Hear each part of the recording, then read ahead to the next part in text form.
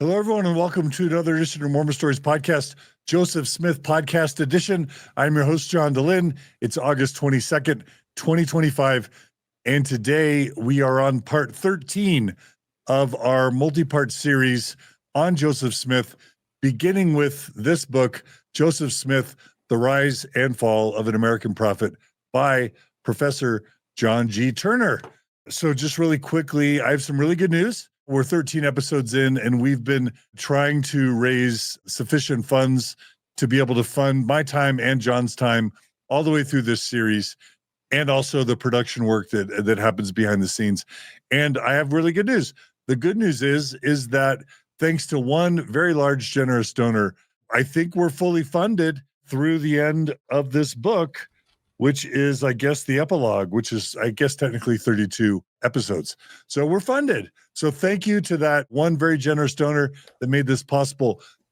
In addition to thank you to all the donors who have independently contributed to make this possible. Now, I talked to John about this. We are still welcoming your donations. Number one, because the truth is this isn't fully funded. We have production costs behind the scenes that the OSF is just up until now funding ourselves. So anyway, and also there's possible future episodes that John and I might consider doing beyond the 32 episodes, depending on his availability and demand and interest and other sorts of things.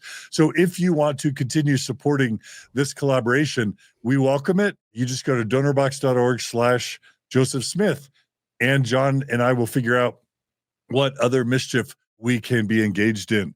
Okay, so today we are going to be covering chapter 13 of this book, Joseph Smith, The Rise and Fall of an American Prophet. And the chapter is entitled Zion is Fled. We're going to be talking a lot about Kirtland and School of the Prophets and, adversity in Kirtland, including the Hurlbut stuff and other things.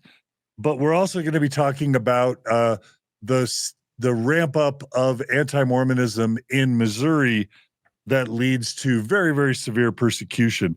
And so the Zionist Fled chapter covers 1833 to 1834. And we're also going to be talking about the Solomon Spalding manuscript. So a lot of really interesting, cool stuff today. And so without any further ado, with my BYU hat on my head, I bring back to you Professor John Turner, who has a t-shirt that is actually very applicable because we're also talking about Word of Wisdom today as well. So John Turner, welcome back to the Joseph Smith podcast and Mormon Stories podcast. Thanks, John DeLynn. Glad to be back. Thanks for everybody who has supported this. And I've been saying I've wanted to make sure we get to the later chapters of the book. So I'm really excited that we're going to be able to do that. Thanks to all of you for listening and for commenting and sending questions. I just love talking about Joseph Smith. I can't get enough of it. I'm glad that a lot of you can't get enough of it either. Yeah, I was telling you before the show that I'm listening to your book on the audiobook, which people should get. I think the audio narrator is really good. And I think I'm actually at chapter 22 in the audiobook, but then I reread every chapter and take copious notes in preparation for every episode. And I'm reading Fawn Brody's No Man Knows My History. So I am like wading knee deep or waist deep in Joseph Smith, and I'm loving it. I've been doing this like 30, 40 years at this point, and I'm learning stuff I've never learned before. This book is fantastic, John Turner. You somehow are teaching me a gazillion things I never knew before, in spite of reading Rough Stone Rolling and No Man Knows My History. And it doesn't feel like a slog. It doesn't feel like it's too big of a book or too long. So I'm loving your book more and more as I get into it. That is super gratifying. Yeah. I will just mention that if you are listening out there and you're part of a book group or some sort of group and you'd like to have a conversation. If your group would like to have a conversation with me, I love doing book groups. I love talking to all sorts of people. I've got a few on the calendar this fall, but that's always a joy. Reading books is a fun thing to do with other people. Absolutely. Absolutely. That's fun. It was fun to see you speak at Sunstone, and we need to figure out how to get you out in front of more people as well. I will just say really quickly, please buy this book. You can buy it at Benchmark Books, which is our favorite bookseller right now. If there are other good bookstores that want us to plug them, you need to reach out to me, because Chris Bench reaches out to me, and that's part of why I feel the love. You can also buy this book on Amazon or from Yale University Press. But please buy the book. Let's make it an international bestseller, but also you'll learn a lot. Okay. So, all right, John Turner. So there's so much to cover today, and let's just begin on page 129. And I've taken so many notes. It starts with Joseph boasting of all his lofty titles. That's like the first sentence in this chapter. And I'm going to list them: prophet, seer, translator, revelator, first elder, and president of the high priesthood.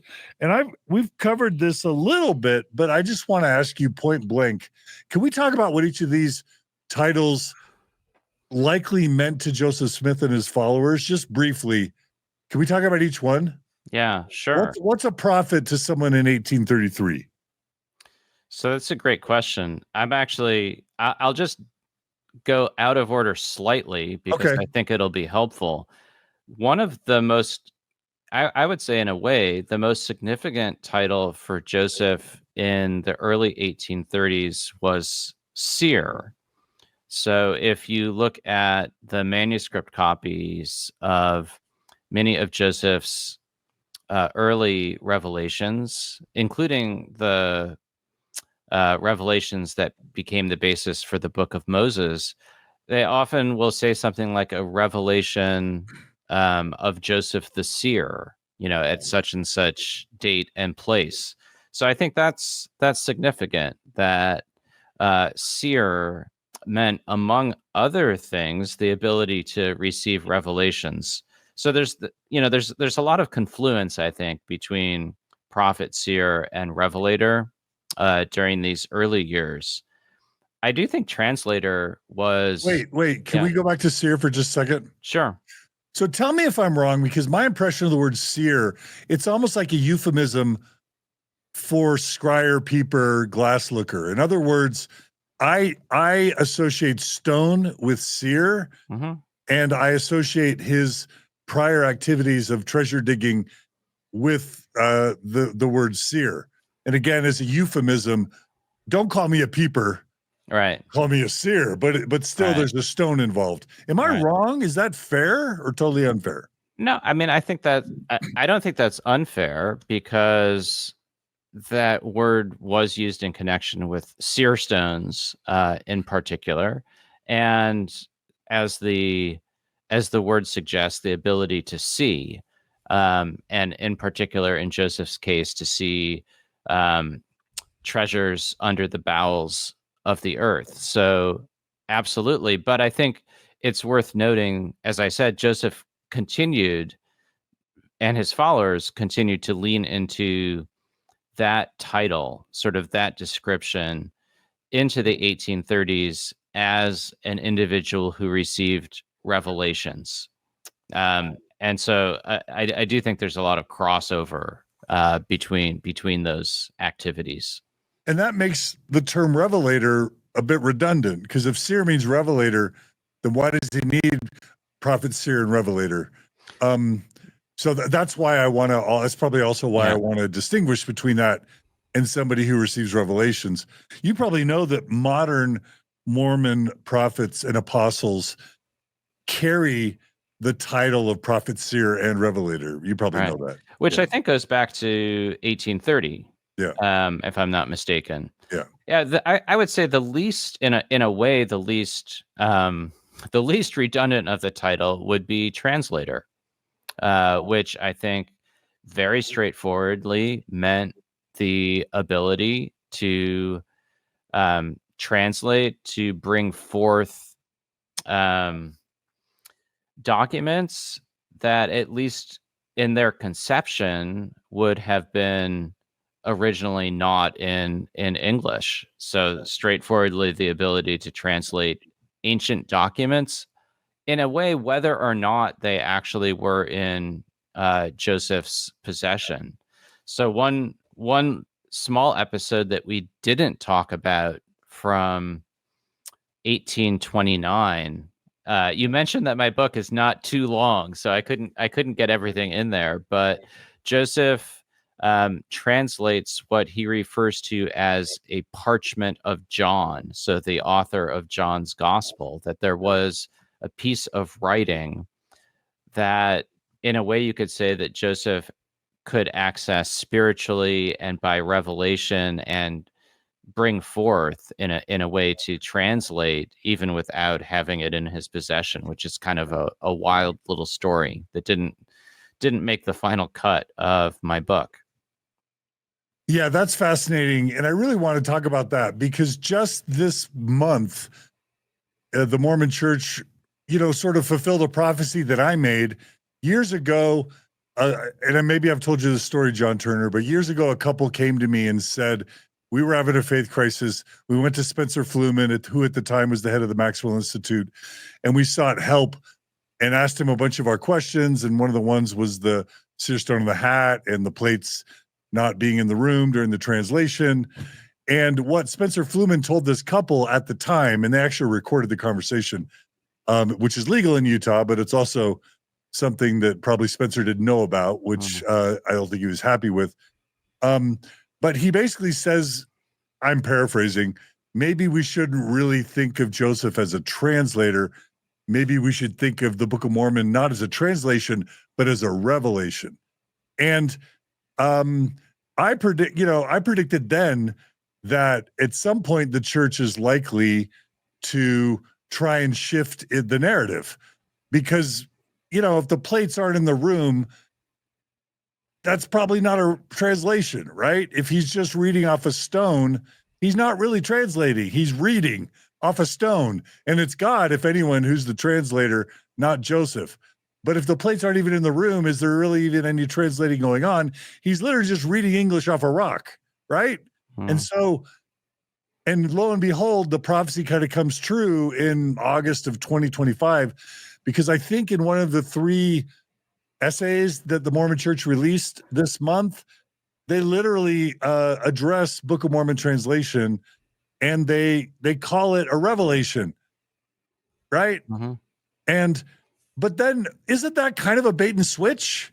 Because all of these titles, prophet, seer, translator, revelator, what they do to me is they project power, special powers. It's like, Superman can fly, the Hulk can smash things. Joseph Smith can prophesy about the future as a prophet. He can see in a stone and see magical things. He can translate ancient languages through the gift and power of God that no one has the power to do, and he can reveal a future. Well, those are all superpowers, right? And so then if you all of a sudden, if he was claiming that superpower of translation, but now all of a sudden we're going to say, well, it really wasn't translating, it was more revelation. Number one, you got to take away that claim. And then 2, you got to acknowledge that there's revisionist history going on, and that's a bait and switch, and actually was a false claim. Am I being too hard on Joseph in the church? Is there some merit to these concerns? That's a great question. So let me share a couple of thoughts in response, some of which gets us a little bit ahead of where we are in the book chronologically. So in a couple episodes from now, we're going to be talking about the Book of Abraham. And so that's another instance in which perhaps a faithful explanation has evolved from translation to revelation. So I think that would sort of be fair, with in a sense leaving room perhaps for either possibility. So a little bit of fuzziness. I think Joseph um, wanted to be able to translate ancient records. And when it came to it sort of wanted to prove that he could do it. And when it came to the papyri that served as the inspiration for the Book of Abraham, I think Joseph actually spends a lot of time trying to be able to translate them. I think that's the reason for the alphabet, for the grammar, for the time spent pondering over the glyphs. I also think for Joseph, that was a bit of an exercise in frustration, in that he couldn't decipher ancient Egyptian writing. I think that's one reason Joseph actually was keen to learn Hebrew in 1836. He did want to be able to understand and to translate ancient languages, and Egyptian proved impossible. Hebrew proved, you could make a little bit of headway without becoming an expert. So that's a long way of saying, I think Joseph put that claim out there of the ability to translate, wanted to develop that ability, and found it sometimes a very frustrating exercise. I mean, and I do think you're right to pinpoint, an evolving, church explanation for that. And I even hear people that I normally would respect, like Richard Bushman, Terrell Givens, Patrick Mason, and others. And I know these are dear friends of yours. I remember when I was at Utah State University, they literally held a conference. It was like a full weekend conference on what the word translation might really mean. But as soon as you have to take a word where we all know what it means and then spend a whole weekend as a bunch of academics creating alternative meanings for the word, to me, that's the worst type of apologetics. Just say he didn't translate.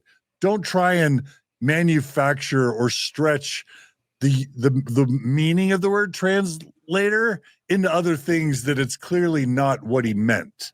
Mm-hmm. But is that, again, I don't mean to be harsh on them, and I'm not asking you to attack your friends, and I probably made the point now, but I guess if we were going to call balls and strikes, I'd be like, hey, John Turner, what grade does Joseph get on being an actual translator, A through F? You know what I mean? Yeah. How much is he really translating? So how much great inflation, right? I mean, and if only he had the access to generative AI tools, it would have been so much easier, especially on the Hebrew, I suppose.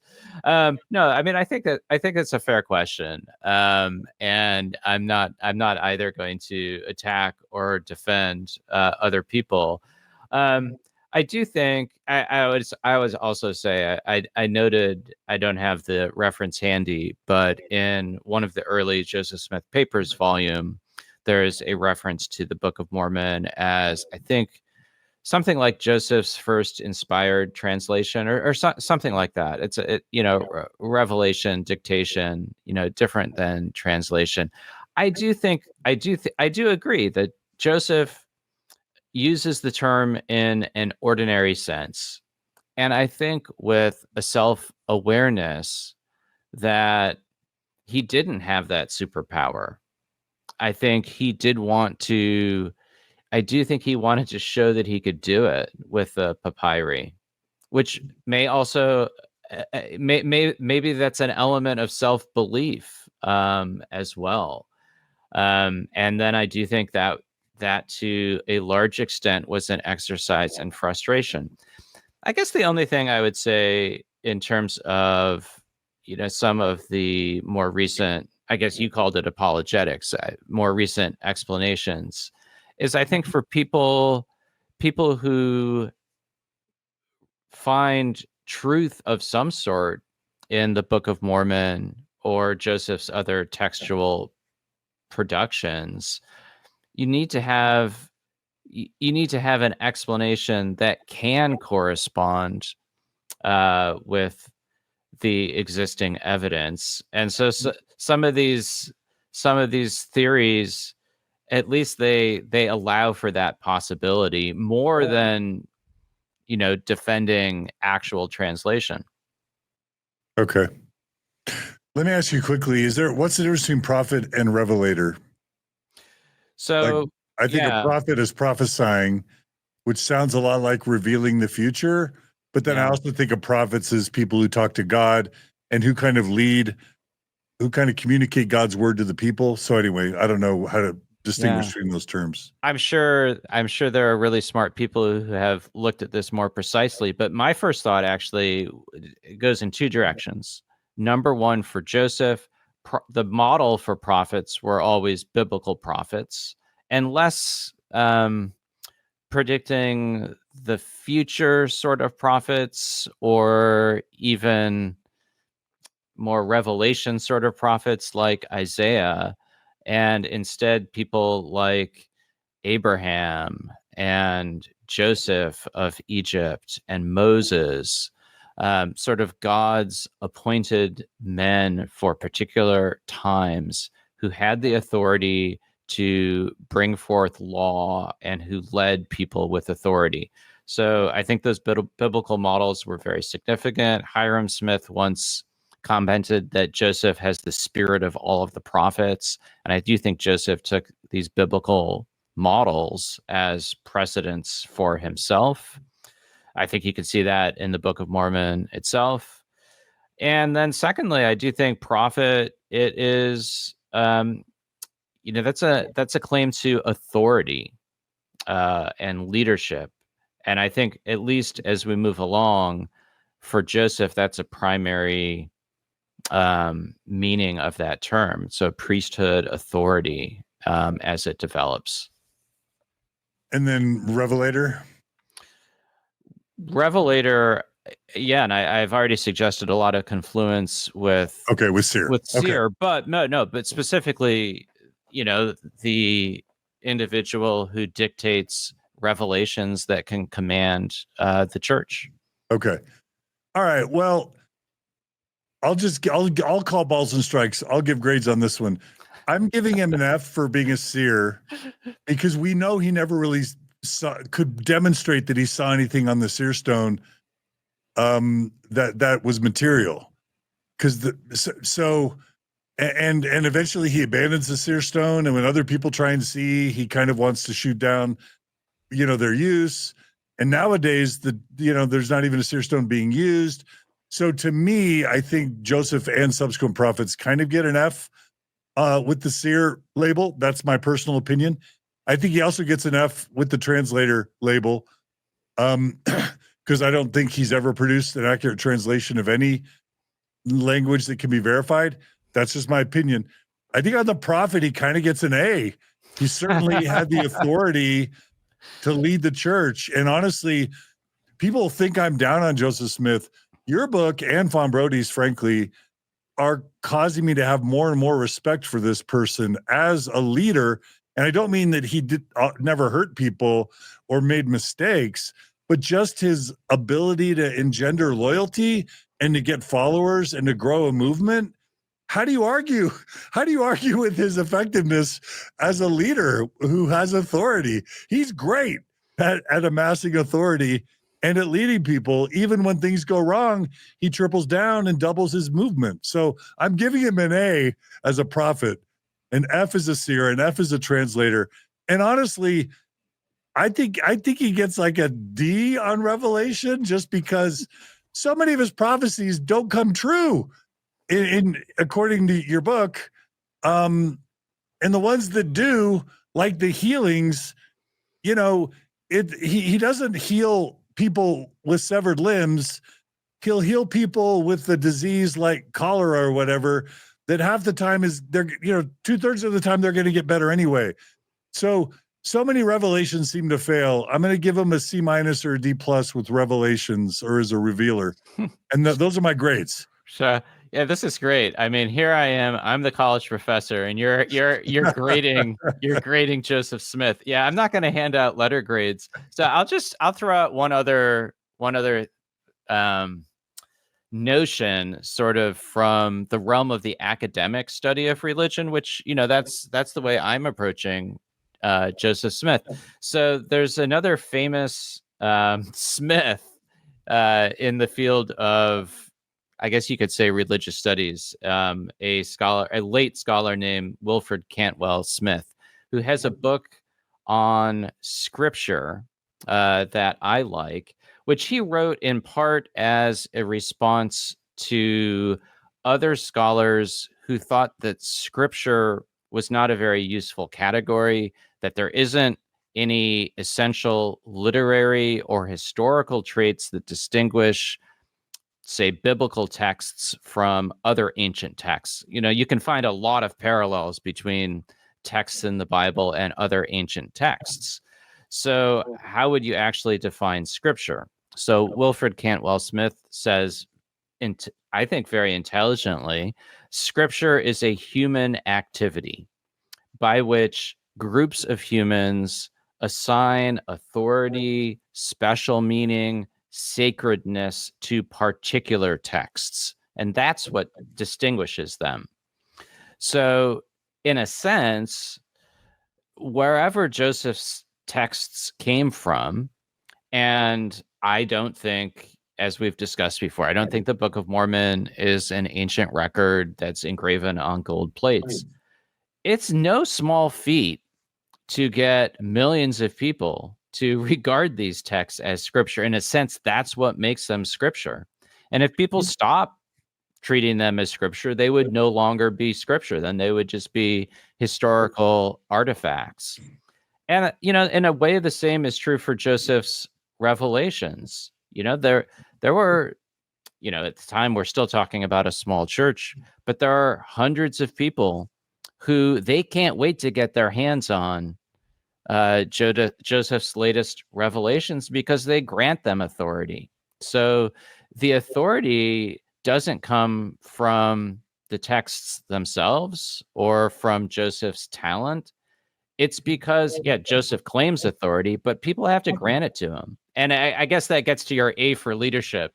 In a way. No, okay, yeah. No, I like, these days people are like Adam Miller. I'm watching this. There's this new documentary out that my friend Robert Reynolds produced called An Inconvenient Faith. And there's this part where Adam Miller, have you met Adam Miller? Do you know who that is? Yeah. Love that guy. He basically says, what I know is that the Book of Mormon, regardless of its historicity, I don't have a faith in its historicity. I have a faith in its ability to motivate people to have a testimony of Christ, basically, or of spiritual experience in a Christian context. And if that's how you judge the Book of Mormon, and I think Greg Prince makes the same point in the documentary, that the power or the value of the Book of Mormon isn't its historicity, it's in its ability to transform lives. And if you look at it that way, it's a whole different way to look at the Book of Mormon. And what I'm hearing you say is with Joseph's revelations, if all you do is look about whether his prophecies come true, then it's problematic. But if you look at how valuable people and his time and afterwards took his revelations to be, how important they took them to be, if that's how you judge him as a revelator, then his grade goes up considerably. Well, I think the acceptance of Joseph as a translator, seer, revelator, those were among the things that brought people into this movement and shaped it and made it work, and gave it its distinctive place. So no, I think that's definitely true. And as we've talked about before, the fact that some of the content, some of the predictions, some of the directions don't work out or don't come true. A lot. Yeah, a lot. But I think that's not the primary way that people within the movement are assessing them. Yeah. No.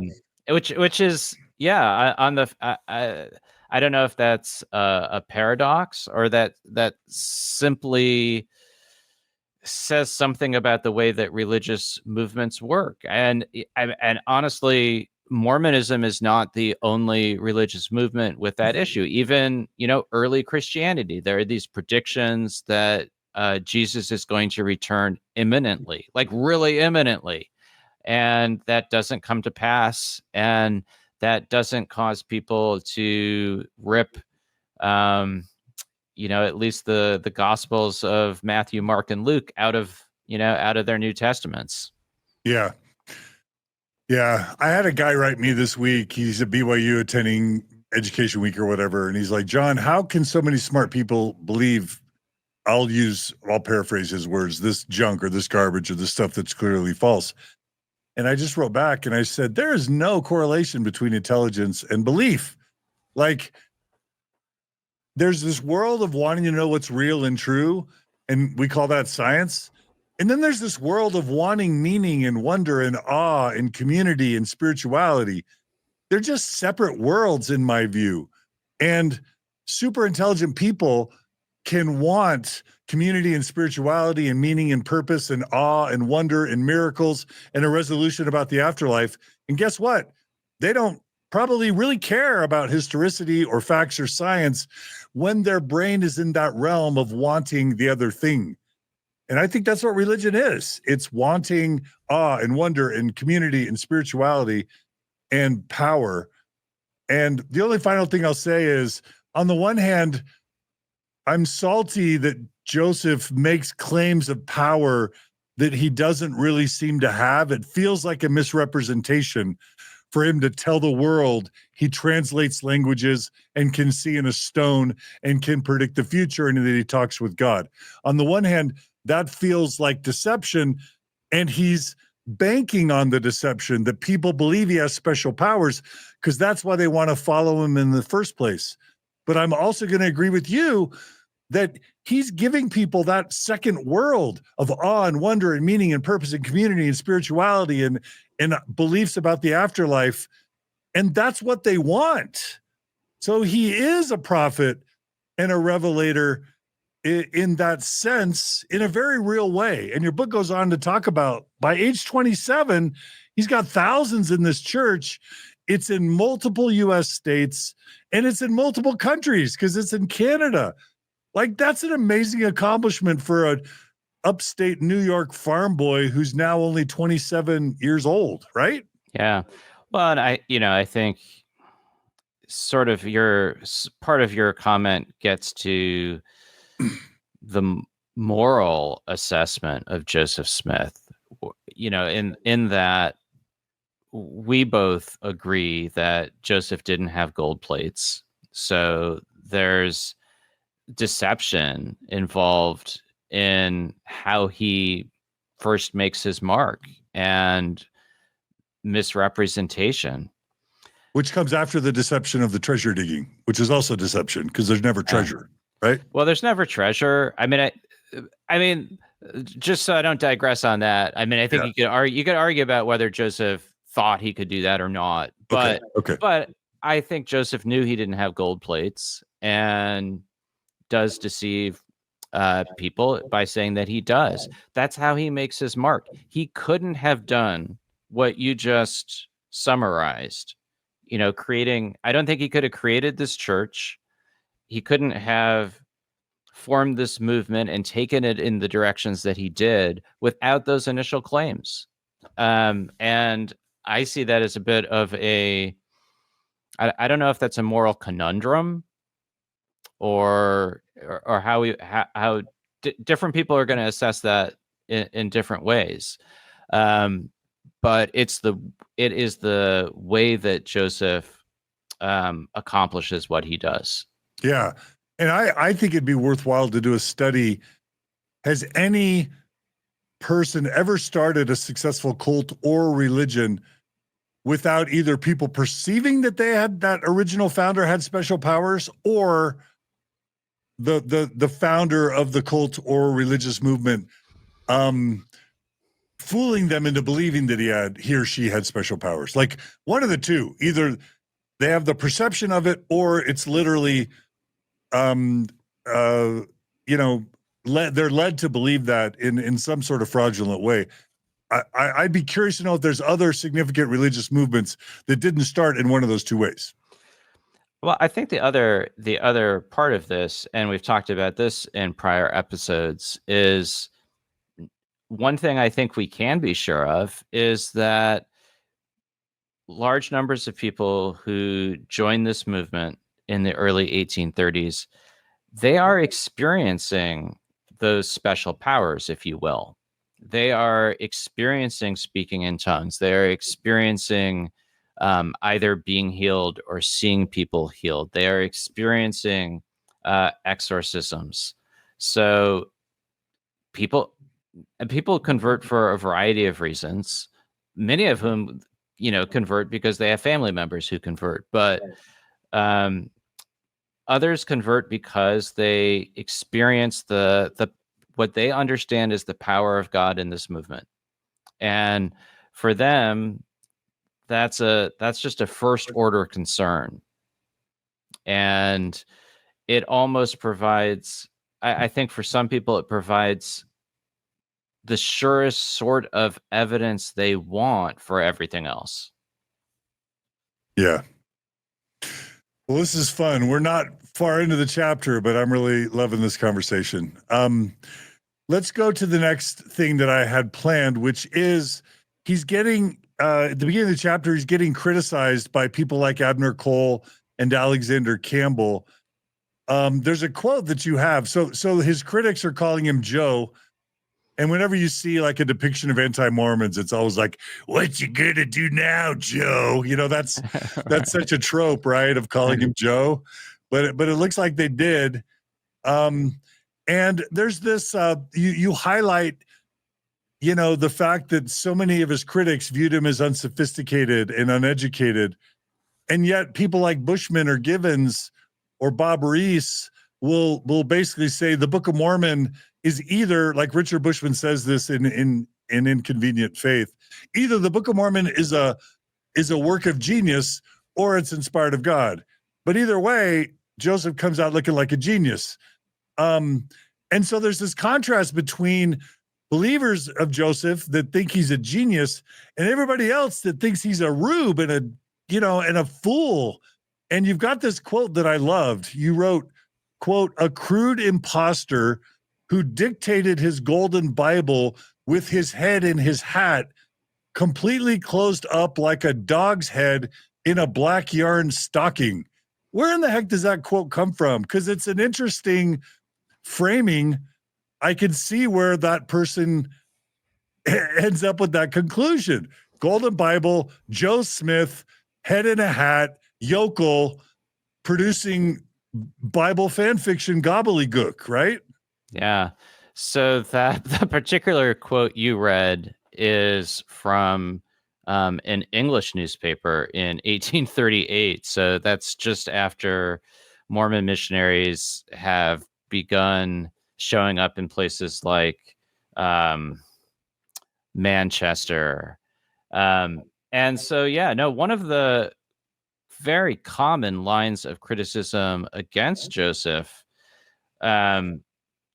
honestly, from the start down to the present, is that this guy, like you said, he's uneducated, he's ignorant, and I think we might, to some extent, I think for Joseph was a little bit double-minded in his response, and I don't mean that negatively. I'm actually trying to think about Joseph on a really human level. I think on the one hand that this could be sort of a badge of honor. I'm from humble circumstances. I'm not ashamed of who I am or where I'm from. And I think he got a little bit of that from his mother, who talks about, more uppity neighbors who looked down on her or felt pity for her because of her family's poverty. She would say to them, "Yeah, I don't need your pity. We're very comfortable with who we are." So I think Joseph had a bit of that. But at the same time, sort of like an athlete who acknowledges that he sees what the media is saying about him.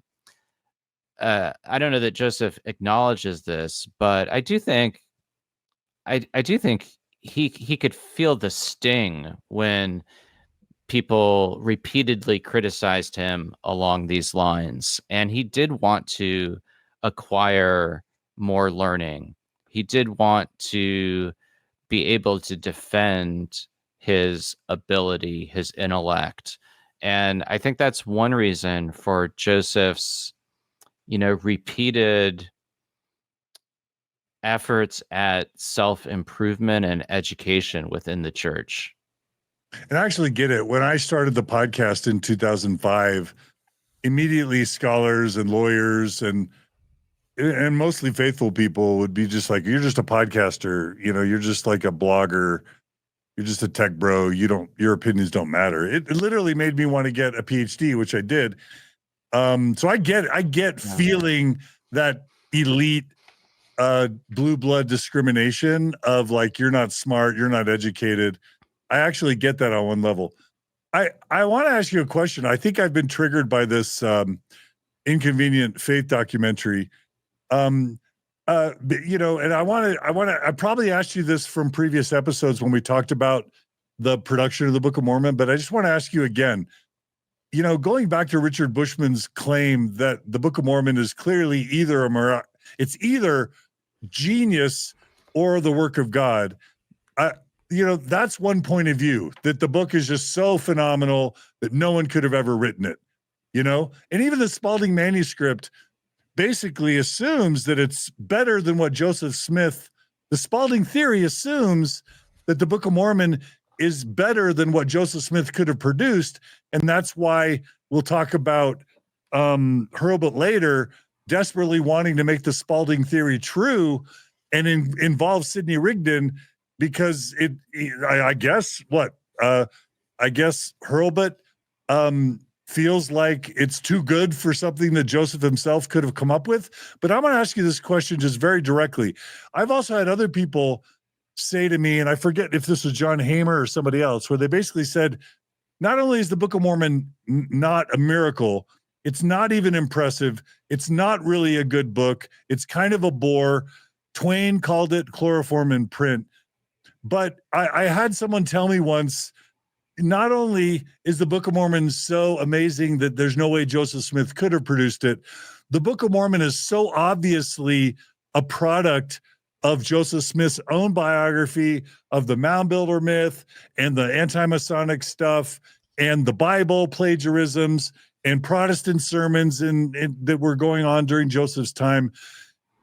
It's so obviously a product of Joseph Smith and his surroundings in 1830 that no one but Joseph Smith could have produced the Book of Mormon. Yeah. Will you just come down on work of genius or just an obvious creation of Joseph Smith's and not that impressive? Where are you on that spectrum? Because I know you're going to come down somewhere in the middle, because that's what you do. That's what you do, John Turner. You come down somewhere in the middle.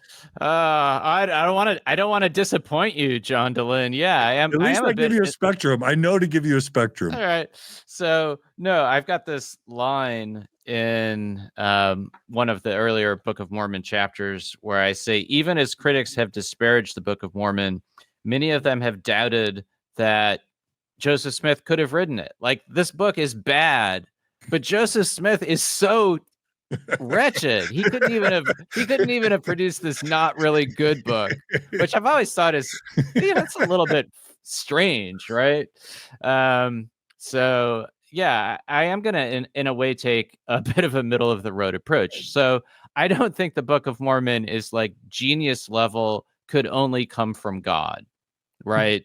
And a lot of those arguments, they have less to do with the literary merit or even how profound the text is. People more often point to the complexity of multiple editors, authors, and things like that.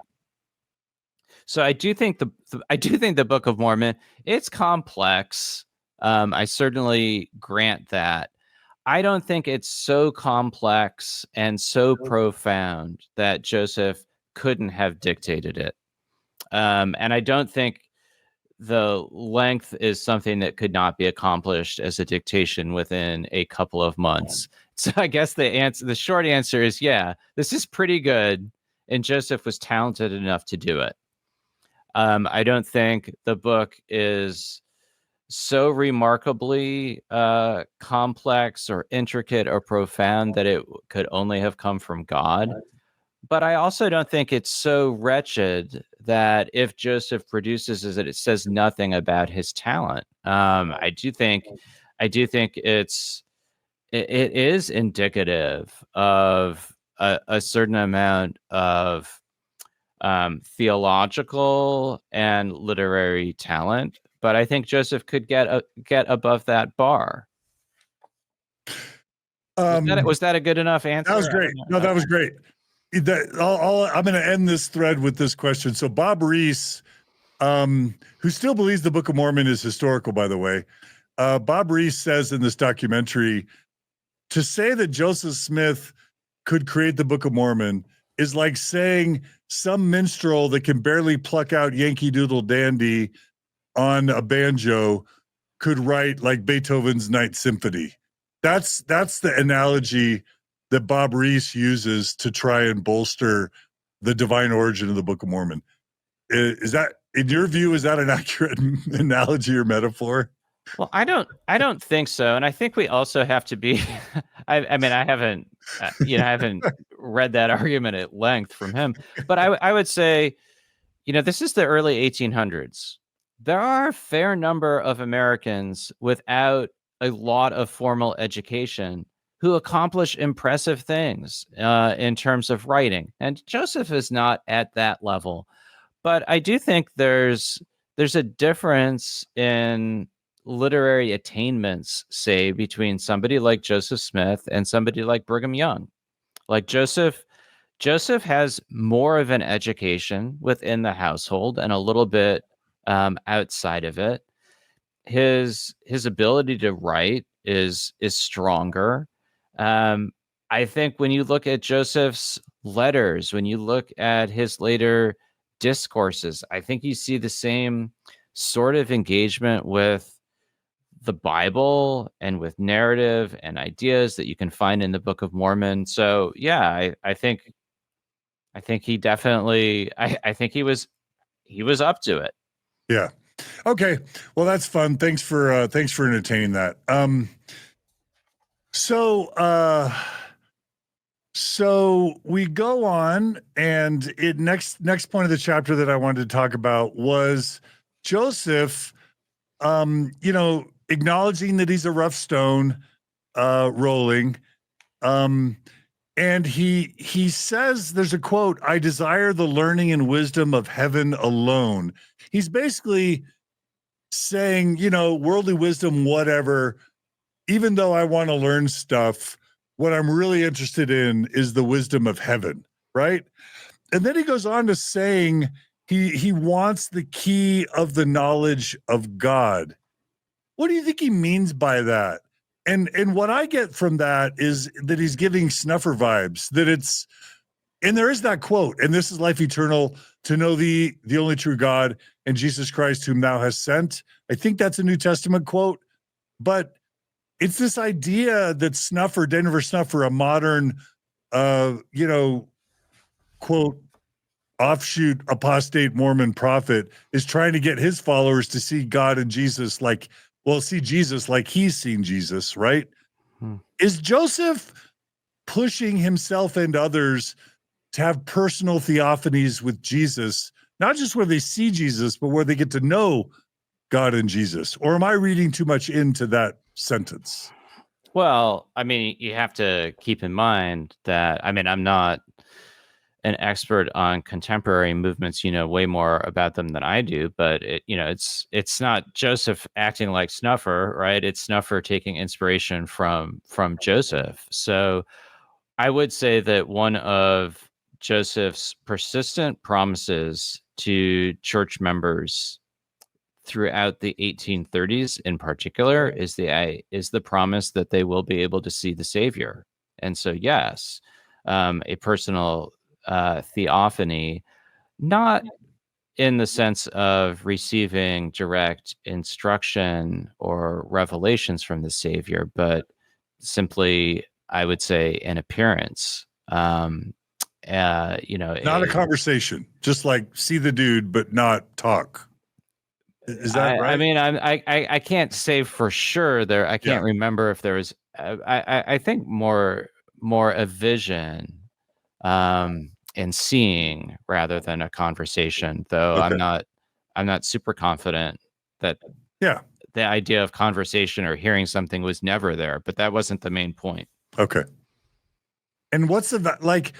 I always got mixed messages growing up in the church about that, because on the one hand, I think, is it Jesus that says it's a wicked and perverse generation that seeketh a sign? Like, don't try and have a sign. But then there's scriptures where Joseph's saying, try. You will see Jesus, or try and see Jesus later in the school of the prophets. He seems to literally be encouraging or promising those participants in the school of the prophets that the pure in heart should see a heavenly vision. He's almost kind of stoking it. So which is it? Don't seek a sign or seek a vision? Or is there a difference between the two and I'm missing something? I think the simplest answer is that Joseph is telling his followers that if they are faithful and righteous, that is a blessing that they should anticipate receiving. So is that in conflict with Jesus saying don't seek a sign? Or are you just saying it's not a sign, it's something else? I don't know. I would say that it is put out there as a blessing, I see. rather than a sign in terms of you need evidence. It's more, it's not that you're going to get a vision of Jesus and therefore you'll believe. It's that you're already in this movement. If you're faithful and you're righteous, that's a blessing that you should anticipate. Got it. So don't try to see Jesus so that then you can really believe for sure. Become a believer, give yourself to Jesus, follow him, and a side benefit, a consequence of that could very well be you get to see him. I mean, I don't know that seeing Jesus is just a side benefit. That sounds like not good enough, but yeah. I mean, let's say a rich and high, maybe even the highest blessing. Yeah. Sorry. I just meant it comes after. I was more focusing on the sequence, not on the coolness of the experience. Yeah, you know what I'm saying? No, absolutely. Yeah. And yeah, not everybody does see the Savior, but there's no shortage of reports in the 1830s, and I'm sure stretching beyond as well.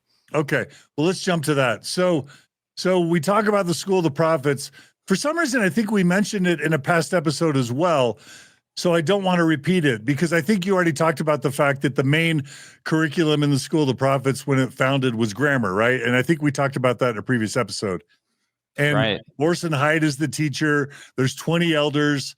What struck me that I didn't know, like, you say that they fasted before, they would have these experiences or lessons, and that they would then take you called it the Lord's Supper in the book.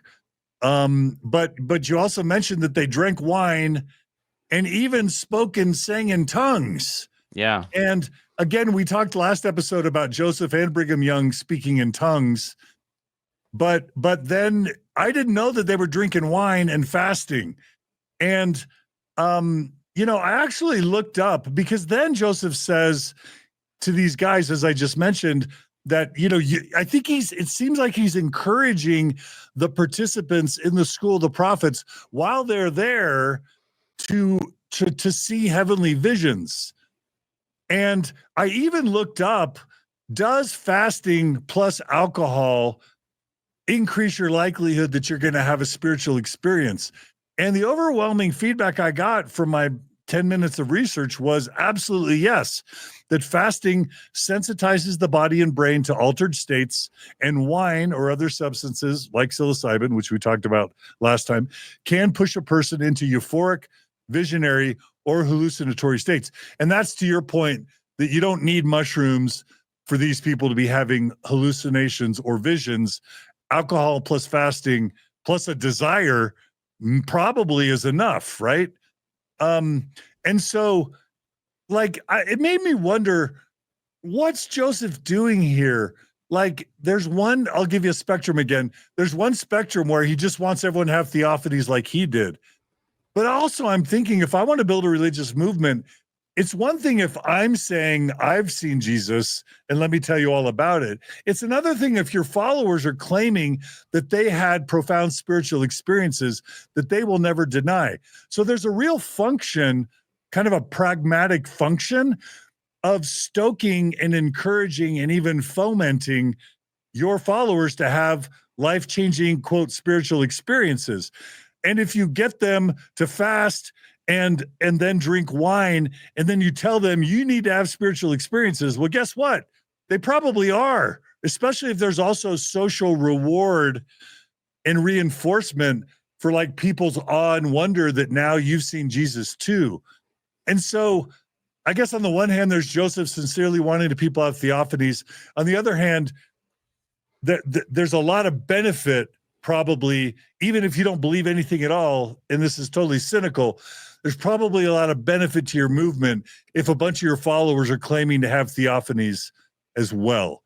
So is there anything worth responding to in that that long question? Yeah, no, it's a great question. Actually, it makes me so I think I think there's a number of things you said which are absolutely true, that fasting, so deprivation in general, either food, sleep, I think, yeah, you could certainly find a lot of evidence that that creates an openness to spiritual experiences of all sorts.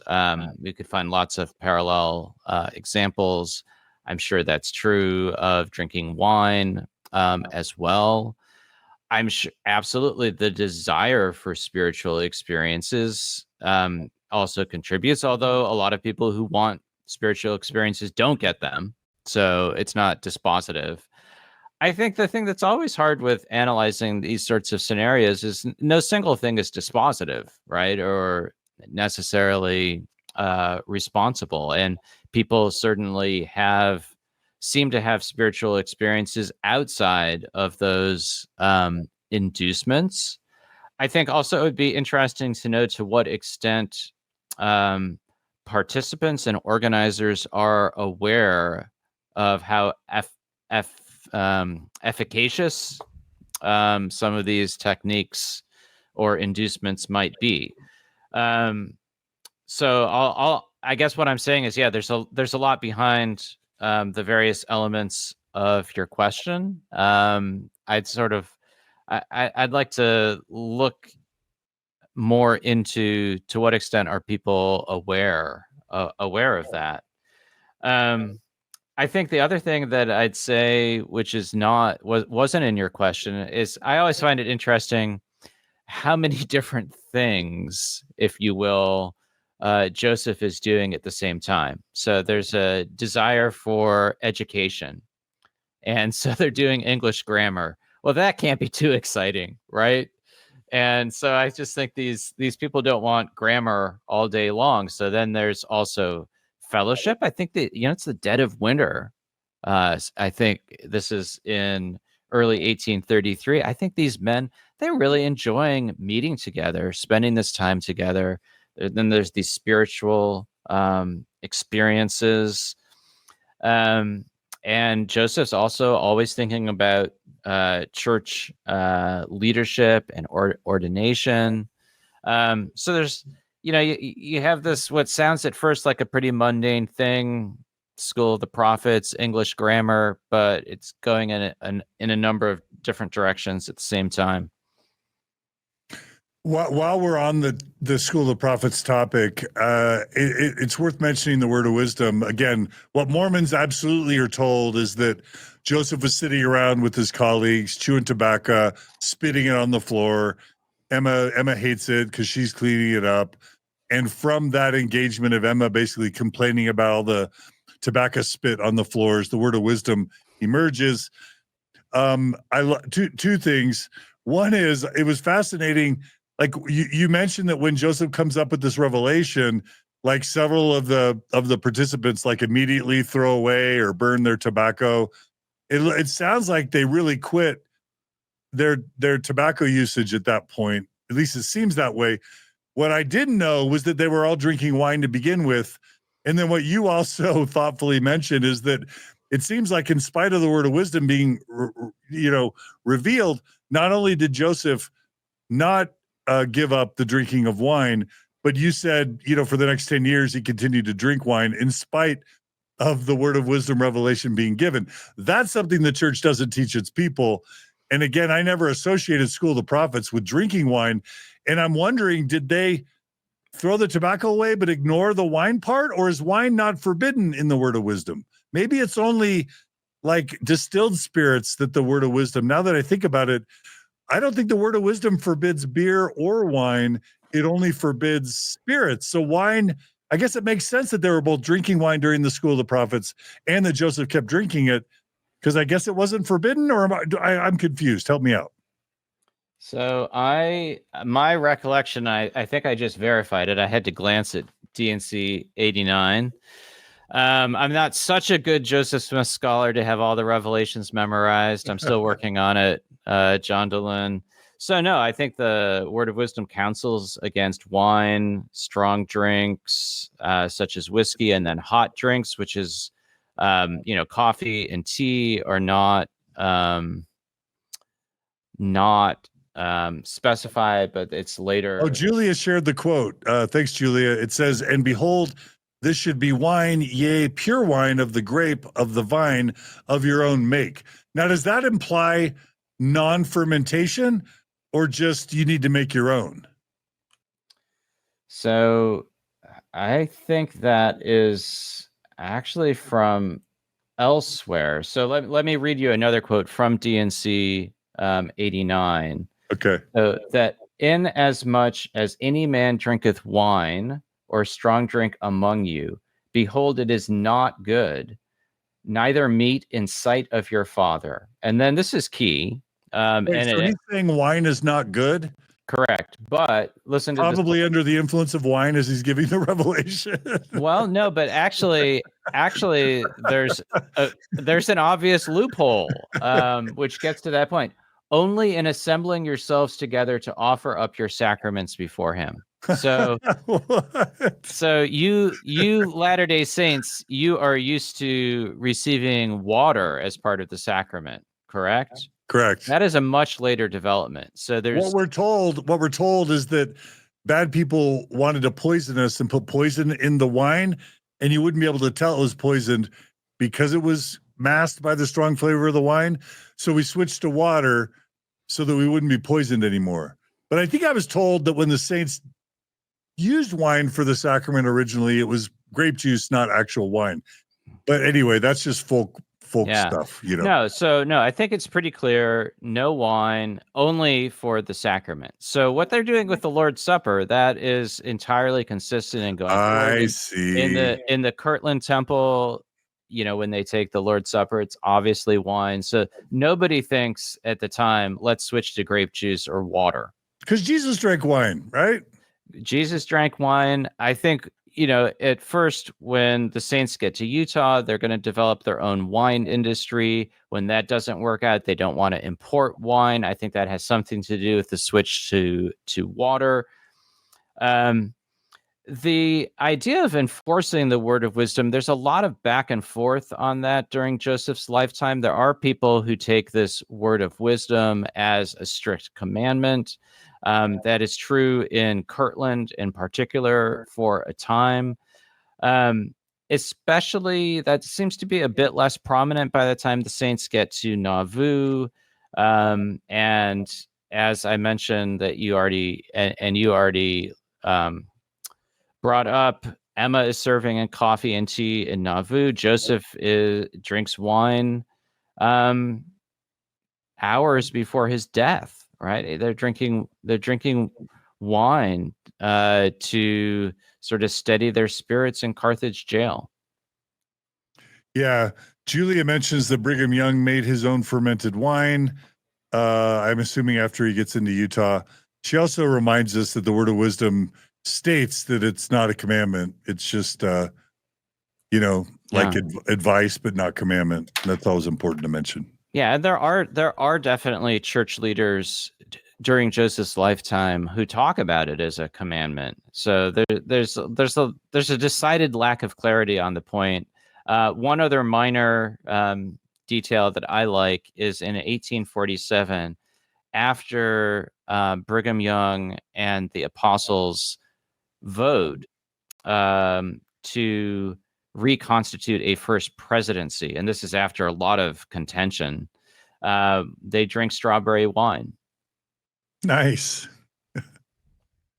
And what's cool about that? I don't know. I just think that's a nice image. Have you ever tried strawberry wine, John Turner? I have never had strawberry wine. I didn't realize that was a thing.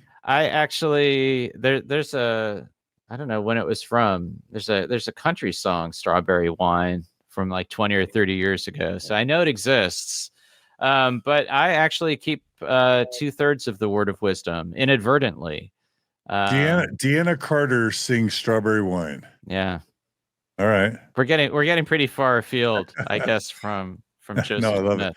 it. One of the other things I love about this chapter, we talked in past episodes about Joseph being a bricolage or inspired secretist guy.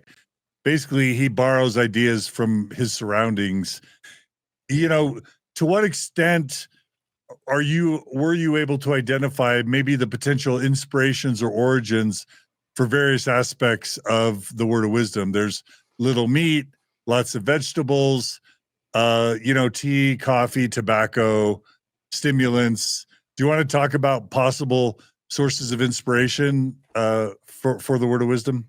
Sure. Well, there's a sort of early temperance movement in the United States, about which Joseph would have been very well aware because there was a temperance society in Kirtland. So alcohol use in particular has become controversial in a way it wouldn't have been a generation earlier.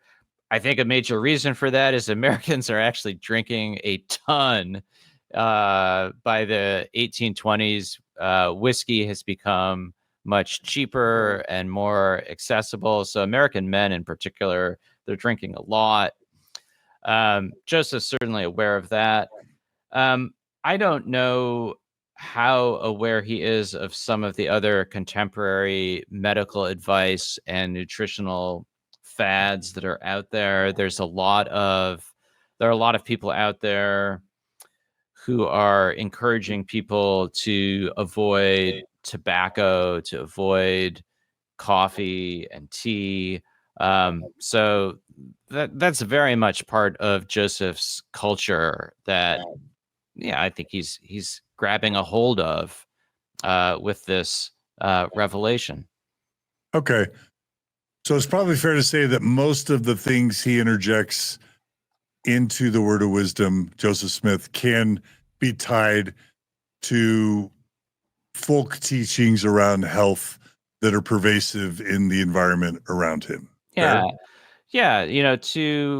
I would say, if you want to know a little bit more about some of these immediate antecedents or possible inspirations, right on the Joseph Smith Papers Project, if you look at their annotations to the earliest manuscript copy of DNC 89, they point to a lot of these parallels. So it's no secret that this is very much part of Joseph's culture.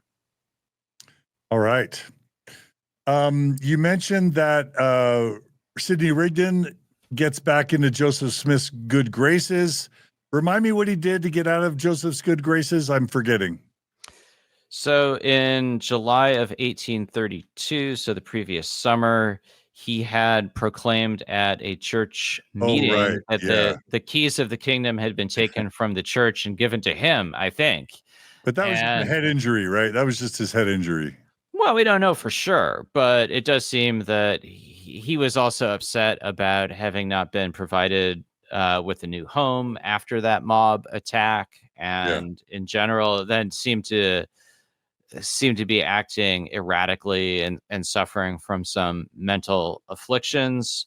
But now by March of 1833, as you said, he's back in Joseph's good graces. Joseph ordains Sidney Rigdon and Frederick Williams as presidents of the high priesthood alongside Joseph. Williams is a replacement for Jesse Gauss, who was excommunicated the previous December. And does this represent Oliver falling a bit out of favor again? Does this say anything about what Joseph feels about Oliver at this point or not?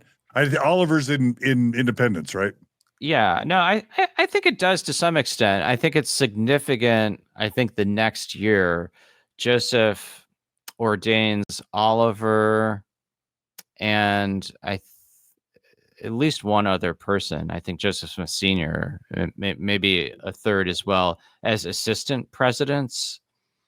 And I think that perhaps is attention to the fact that Oliver's been a bit left out, and is then, given a bit of elevation after he's back in Kirtland. Okay. Is there anything else you want to say about School of the Prophets before I talk about the Peter French farm really quick? We good? Well, no, I would just mention that after those ordinations, there do seem to be a lot of people who have remarkable visions. Frederick Williams makes a note of that at the time. Remind me what the ordinations are? For Rigdon and Williams as presidents of the high priesthood. Okay. After they're ordained, what happens? Apparently, it's after that Joseph promises that the pure in heart should see a heavenly vision.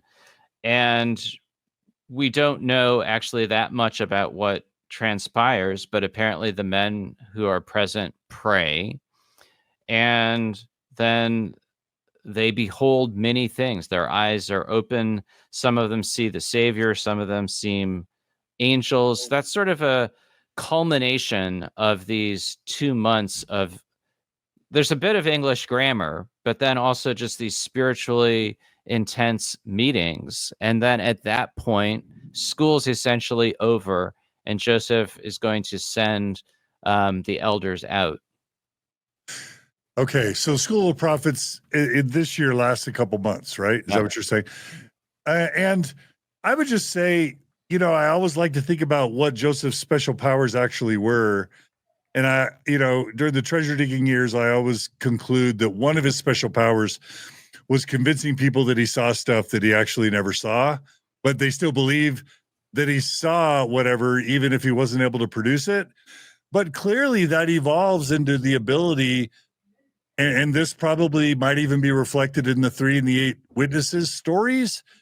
He clearly learns how to set an environment or a context where other people are able to have profound spiritual experiences. And that's, you could say again, on the spectrum, on the one hand, spiritually prophetic and amazing. On the other hand, you could say it's manipulative. But it's certainly powerful to the people who have the experiences, right? And meaningful. Yeah. Well, you gave him an A for leadership a little while ago. Yeah. So, yeah, no, I mean, he wants everybody to have a vision that's congruent with his. And a lot of the time they do. Yeah. And I'm sure that's deeply meaningful. I even allow that it's sincere, both on Joseph's part and on the participants. I also was just kind of flabbergasted that immediately, as soon as the School of the Prophets ends, Joseph's like, all right, I spent all this time with you. These are my words, not his. I spent all this time with you. You had these amazing, theophanies. Now go out and fundraise for me. In other words, go raise money because there's this farm I want to buy. And I didn't realize what the significance of the farm was until later. I realized it's where the Kirtland temple gets built, is on the Peter French farm, right? So basically, whether or not Joseph is sincere in the School of the Prophets, clearly, if you want to lead a successful religion, if you can get people, if you can spend enough time, intimate time with people to get them to have powerful spiritual experiences, then those people can be used to go do things you really want them to do that are probably really hard and that normally people wouldn't want to do. Because fundraising, I'm a nonprofit leader. Fundraising is not the funnest part of running a nonprofit. And yet now these guys have talked to Jesus. They're eager to go out and raise money for Joseph, which actually benefits Joseph quite a bit, right? You see what I'm saying there? Yeah. No, I do see what you're saying. I think I'd say that, well, a couple of things. Joseph is, regularly connects, um, be filled with spiritual power and then go out. There's the whole idea of the Kirtland temple is the elders are going to have an endowment of power, which is going to spiritually prepare them to go out and preach the gospel. I think then also people are always, when they're sent out, they're always doing multiple things. So it's preach the gospel, and especially going forward, it's often raise funds for whatever the church needs at a given time. I mean, the last year of Joseph's life, it's go out, preach the gospel, and I'll be running for campaign for Joseph. president. Yeah, campaign for Joseph's election as president. So, people are always being asked to do a couple of things at the same time. I guess on the one hand, you could say it's manipulative of Joseph to do that. On the other hand, I think that's just religion. That's church. That's how churches grow. If you don't like churches and religions, fine, but that's how religions and churches grow. People have spiritual experiences, and then they go out and spread it and fundraise and help build the church. Yeah. Well, and I think in this particular case, this is really different than if you are a Methodist preacher, right? Because if you're a Methodist preacher or if you're an itinerant, you just need a little bit of money to support yourself. If it's a church, you're just asking the members to, you're asking your members to probably tithe, or at least give enough to support you and the church's, operations and ministries. In Joseph's case, he has these really ambitious ideas. He needs land first and foremost. They're trying to acquire as much possible land in Jackson County, and then in Kirtland they need land. And the only way, like you said, the only way to pull that off is to solicit funds. And that can't just rest on those church members who are in Missouri or in Kirtland. So they have to go out and raise them. Makes sense. Okay. And I apparently they're successful because the Kirtland temple gets built on that farm. So they're successful, but actually in the end, Joseph for himself and for the church accrues a lot of debt in the construction of the Kirtland temple, and that's going to become a big problem later on. Yeah. Okay. All right. We'll get to there soon. So when they're planning the Kirtland temple, I think, does Joseph foresee a translation room as part of the temple? Did I get that right? Where does the translation room?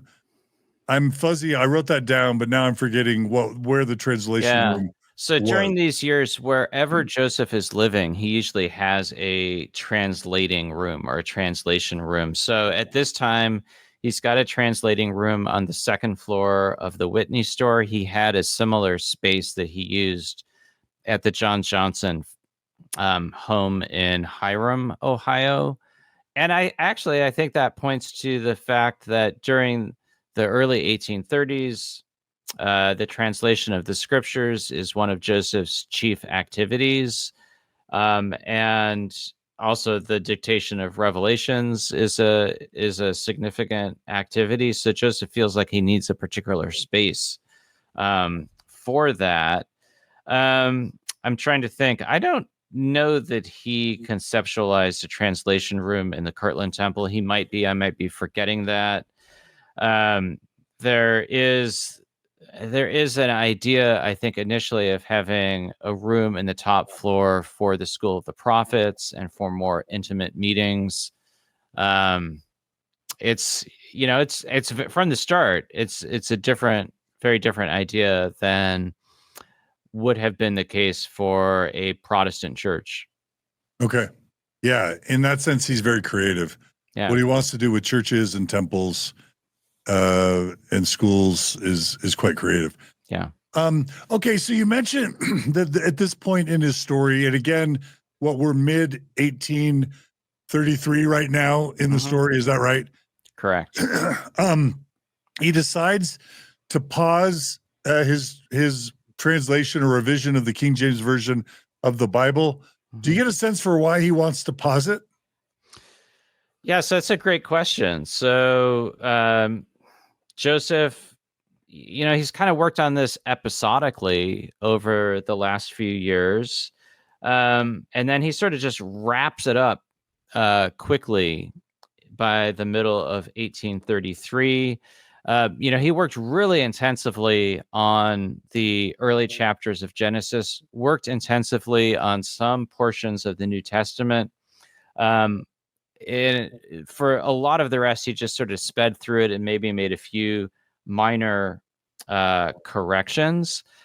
I don't think I think he did want and talked about publishing his translation of the scriptures, but I don't think I don't think he felt that he was ever ready to do so. I think, according to one of his associates, he wanted to go through the whole thing again. And I think perhaps one reason for his hesitation is this, he's got parts that he's changed and expanded in significant ways. He's got many parts that are untouched.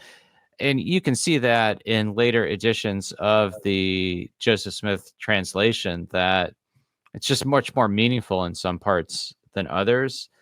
I think this also points to the fact that Joseph always has a lot of projects going at the same time. He really wasn't going to sit down for 5 or 6 years, stay in his study, and intensively work on the entirety of the Bible. Maybe you just mentioned this, but you mentioned in your book that he never really wanted this translation to ever be published, right? Well, it seemed like he intended to, but he never felt that it was ready. Okay. So, they do publish a few excerpts during Joseph's lifetime, portions of the Book of Moses, I think Matthew 24, 25, some things that are now in the Pearl of Great Price. But he never publishes the entirety, and I don't think it's seriously considered after 1833. Okay, so this is just a geeky question, but like you say that he stopped the Bible revision, and then you talk about like his changes to John 1, and some of the other doctrinal innovations. Were you just sort of explaining some of the most important outcomes of that project? Is that, or was that something different? Yes, and also connecting it to a May 1833 revelation, which I think is now D&C 93. Oh, okay. Yeah. How well do you know your Doctrine and Covenants, John I'm rusty. Dehlin? I'm You're really rusty. Okay, John Turner. I'm pretty sure it's D&C 93. Excommunication makes you quite rusty with Mormon scripture. Okay. Unless you're a scholar, which I'm not. Well, no, fair enough. Like I've already said, I don't have it all memorized. I included this because I did think it's a significant theological development. So the beginning of the Gospel of John, I might not get the King James language all correct in my brain or not, but in the beginning was the Word, and the Word was with God, and the Word was God. And then the passage goes on to say that this divine Word that had created all things became flesh and dwelt with us, bringing us grace and truth. And I forget exactly when Joseph revised that verse as part of his Bible translation, but he made a really significant change. He said, instead of "in the beginning was the Word," his translation read, "In the beginning was the gospel preached through the Son, and the gospel was the Word, and the Word was with the Son, and the Son was with God, and the Son was of God." So that's a big change. It's different to be of God than to assert that the Word was God. And so I think we see a significant development in Joseph's thought, um, of the Father perhaps not being, of the Son not being the Father, or perhaps not being the same being as God, but growing into the fullness of divinity. Okay. And what I wrote down is that this, it seems like what you suggest in the book, unless I'm totally misreading it, is that this seems to be the beginning of the death of Joseph's Trinitarian / modalist view of deity. And that this is when Jesus starts becoming his own individual, we'll call it soul or person or spirit. And then you also go on to talk about the emergence of a belief in the preexistence at this point, which is sort of the stuff that isn't in the Book of Mormon, that I end up associating with kind of, Nauvoo type innovations once we're, but what I wasn't fully cooked in my brain is that these innovations were really starting to crystallize in Joseph's mind as early as summer of 1833. Am I Correct. wrong? Am I wrong about that? No, I think you're right. I do think these are two really significant developments. So for Joseph, he doesn't abandon the affirmation that Jesus is divine. And, that's a contested point in the early 19th century. It's sort of always been a contested point to some extent. So Jesus is divine, but Jesus is not identical to God, but rather has grown into a fullness of divine glory. And then, secondly, and this is from the May 1833 revelation, "You were also in the beginning with the Father." That, as light and truth, as divine intelligence, as spirit, human beings are just as eternal as Jesus Christ. And then also there's this idea of divine potential, that humans can also grow in light and truth, and they can partake of the same divine glory.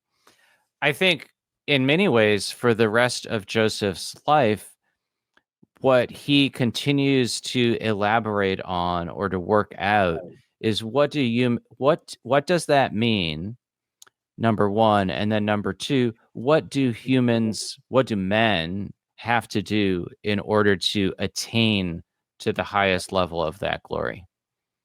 And remind me, has DNC 76 been released yet at this point or not yet? The 3 degrees of glory. We talked about that last time with Swedenborg.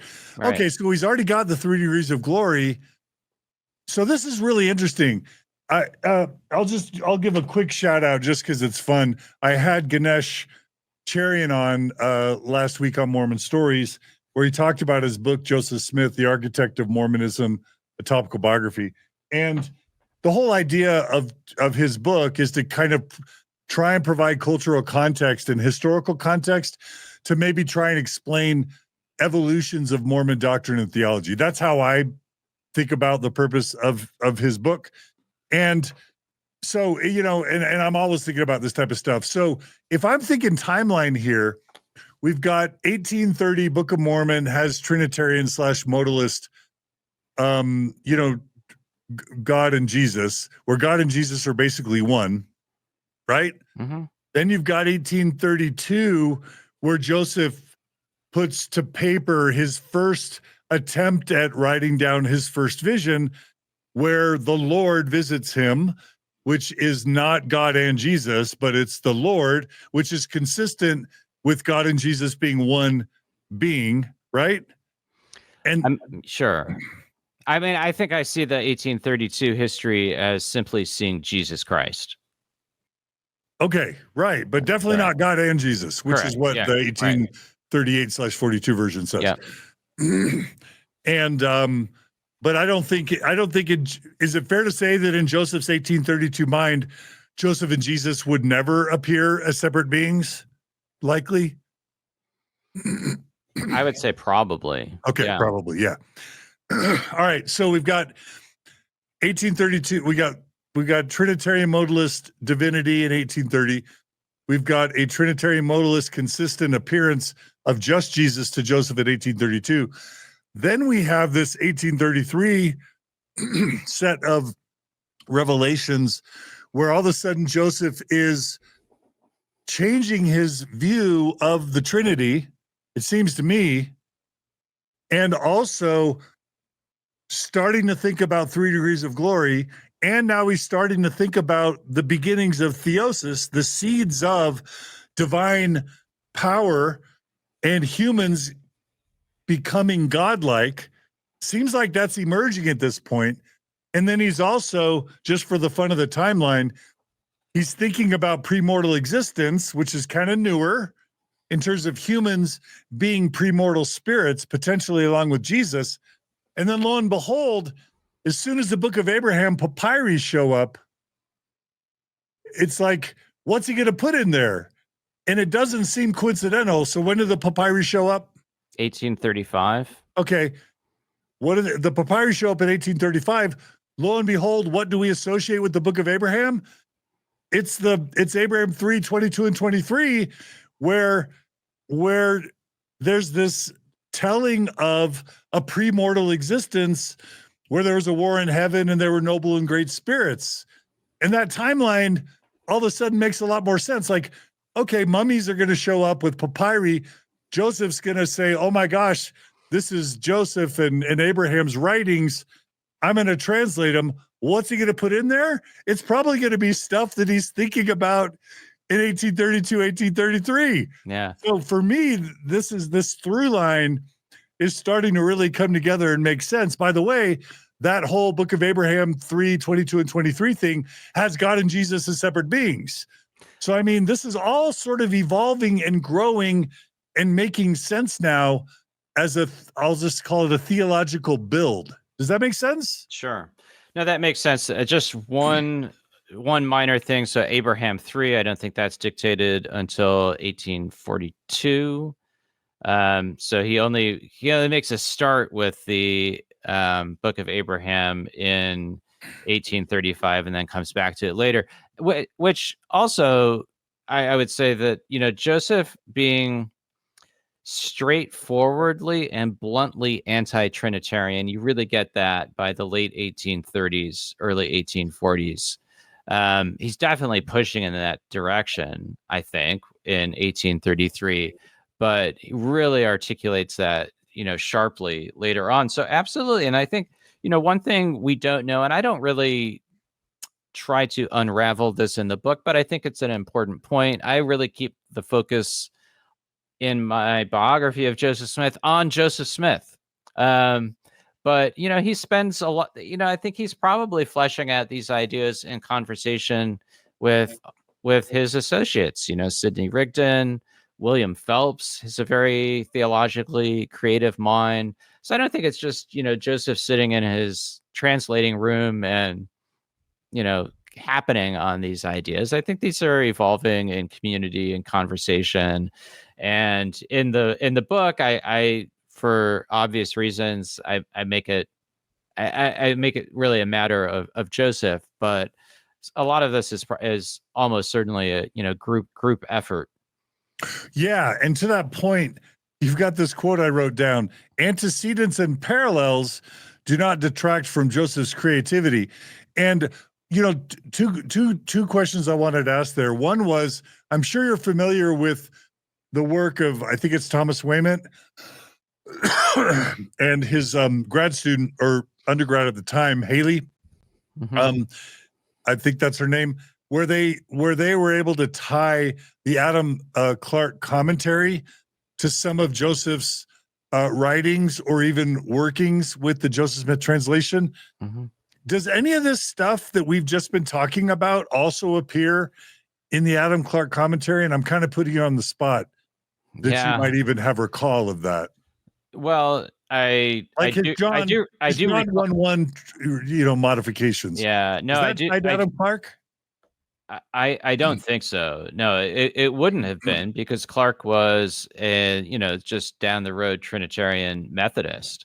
I do like their work on the Clark commentary. I think Colby Townsend has also done work on that as another source of Joseph's thought.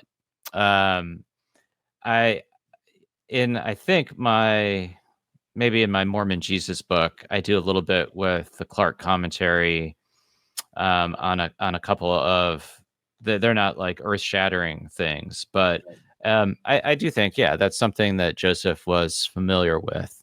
Do you think he's potentially accessing it during the School of the Prophets in mid 1833? Do you have any idea? I really don't have any Okay. idea, and I don't think I don't think that's what's pushing him in the directions that we just talked about, because I don't think Adam Clark would have liked the revision to John 1.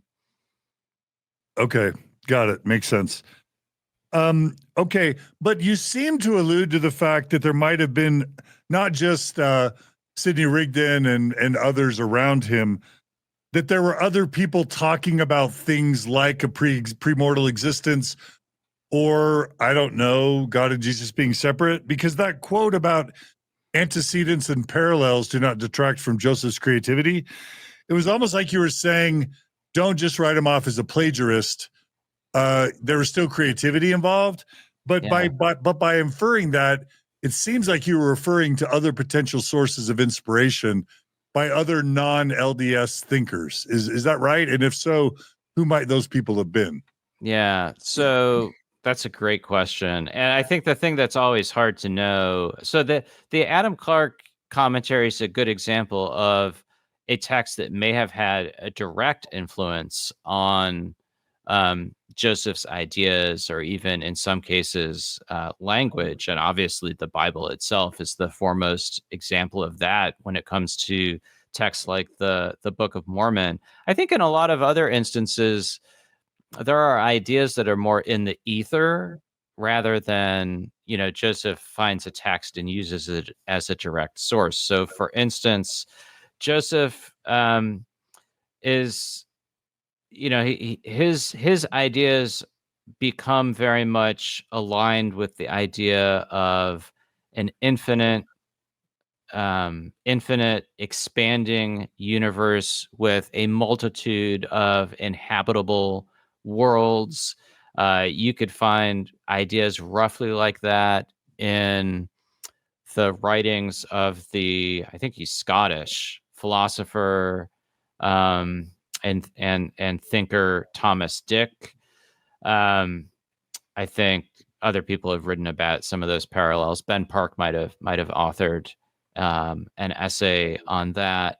In terms of premortal existence, I mean, you can find or fortunate fall. You can find those ideas that stretching back to John Milton. So they've been around a long time. I think, my own view is, Joseph latches on to ideas that are current, um, presents them in creative ways. I sort of don't like and you you said something like everything is remix maybe a few episodes Yeah. ago. That's not With original for me, but I heard that Right. from someone But else, yeah, ironically. I think sometimes it's easy to say, "Oh, well, okay, that idea is already out there, so therefore it's, really invalid or unimpressive." I mean, yeah, I think it's rare that Joseph simply repeats or apes another idea. I think more often it's creative engagement. I mean, some of the long quotes from the Bible in the Book of Mormon, that's a different sort of thing. But for the most part, there are these ideas out there. Joseph finds some of them congruent with his own thought, reworks them in new ways. I mean, Masonry is another example later on, where it's more often creative engagement and going in some new and different directions. You may have mentioned Origen, a third century theologian. Did you already mention him in this episode and I missed it? I don't think I have.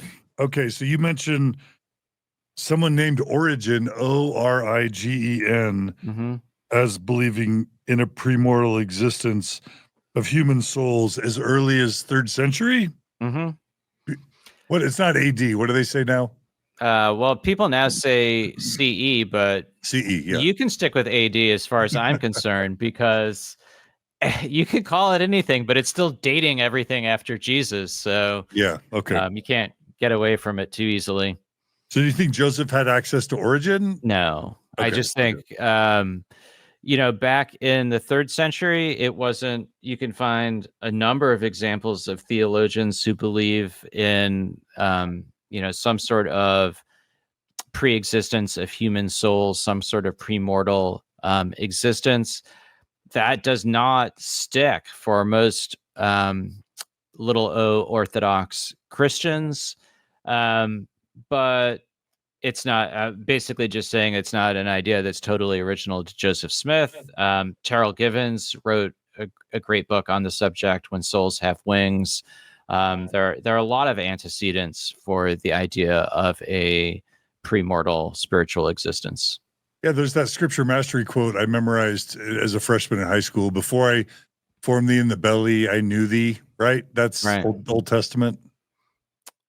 I think, I don't know. I think it's from the Book of Psalms, but I could be wrong. No, it's not Psalms, but I guess I'm not as good at scriptural mastery as John DeLynn. Well, I had to memorize 40 scriptures a year for early morning seminary. Okay. Yeah. Before I knew thee in the belly, Jeremiah 1:5. Jeremiah. I knew Good that. job. I Good just job, was doubting John myself. DeLynn. Oh, no, it's good.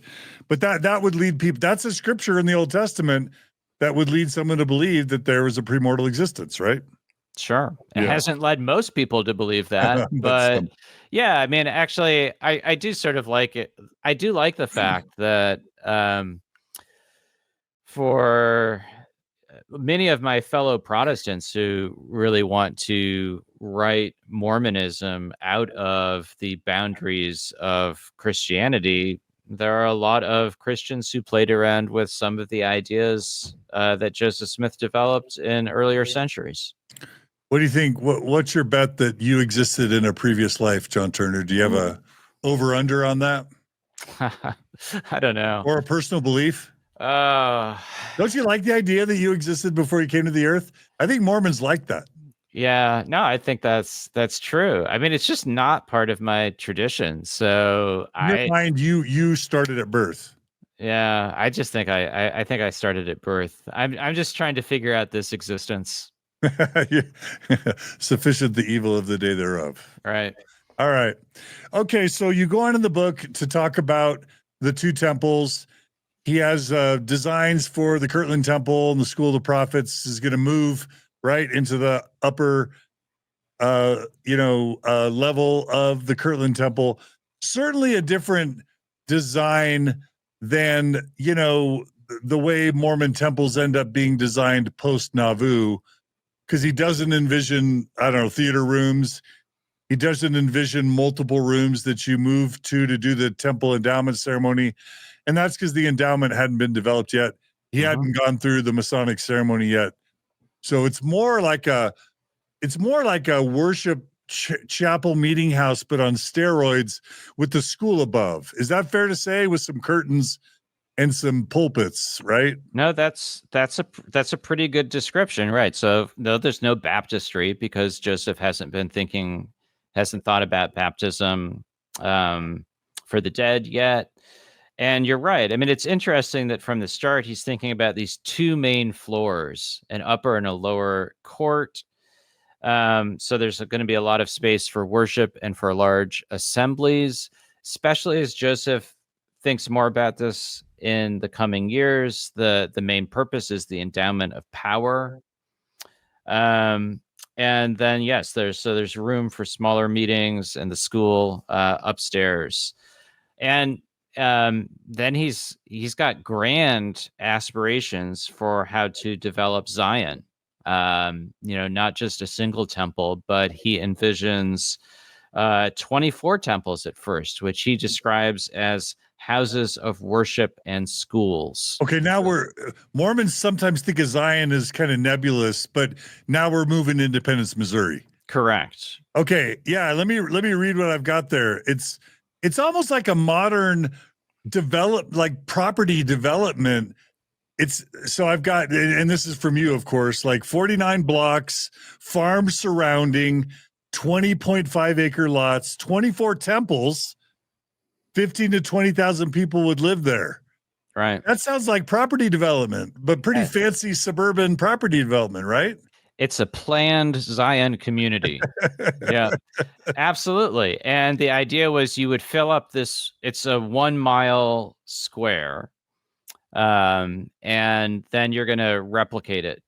And as always, Joseph he's thinking big. And, you can look at the plat of Zion, which, diagrams this. Wait, 24 temples in 1 square mile? Correct. That's intense. Yeah. That's more intense than Utah is today. Yeah. You don't have 24 temples in 1 square mile, even in Utah. Not even in Utah. I don't think you usually even have 24 meeting houses in 1 square mile. Maybe. Now that could be possible. No. Not quite, maybe. So, but yeah. I want to do that. Julia, do that math of like average number of Mormon chapels in Cache Valley in a square mile. I want to say it's more than 2. Is it more than 2? Sure. I don't think 24, but yeah. So Joseph has this really, and again, there's only a few hundred, maybe more than a few hundred by now, but I don't think there's more than 1,000 Mormons in Jackson County. So this is quite something. And, it's in a way a little bit fanciful. It's sort of a, almost semi-utopian vision. You're going to have this community. There's going to be farms all around it to support it. And yeah, it's going to thrill some of Joseph's followers. The plat itself, but not the plat itself, but the ongoing movement of church members to Jackson County that alarms everybody else who's there. Yeah. It's interesting because the one thought that I had is, okay, they weren't able to fulfill that prophecy back then. So of course I've got my failed prophecy question mark. I'm not going to ask you if that was a failed prophecy. I think that'd be ham-fisted, which, is not beyond me, but, I'm not going to do it now. But I did think about it, and I thought, well, clearly this was a revelation Joseph received, and now the Mormon Church has $300 billion plus, dollars in net worth. That is literally a design that the church could build today. They could literally they own the Mormon Church. I did not plan to talk about this. My understanding is the Mormon Church is the number 1 or the number 2 landowner in almost all 50 of the U.S. states.